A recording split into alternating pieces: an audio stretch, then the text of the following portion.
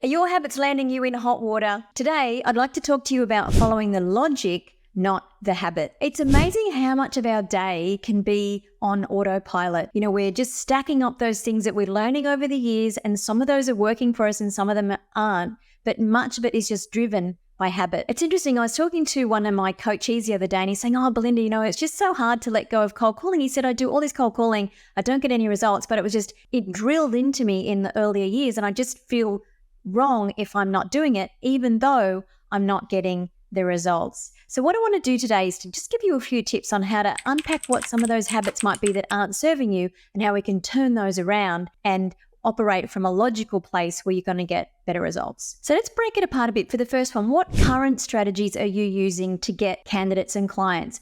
And dig right deep into those and what's working and what's not. And what you might find, the ones that aren't working so well, they're just things that you feel like you should be doing, like the gentleman I just mentioned, because you've always done them that way. But the data will tell you if you've got certain strategies running and they're only giving you subpar results, then we want to change those. Maybe you can tweak them, maybe you can improve them, maybe they need to go. But we want to look at your current strategies, assess those, and let the data make the decision, not the habit, as to what you should be doing to grow your business from that perspective. So this first point is going to help you make some information-based decisions. And then following on from that, or tied tightly to that, is using data to make your decisions. And I feel like this is a real missing, particularly for smaller recruitment agency owners. We don't use data enough to make decisions. We use a lot of gut feel. Now, gut feel's great, but sometimes it can let us down. So if you can ratify those gut decisions with informed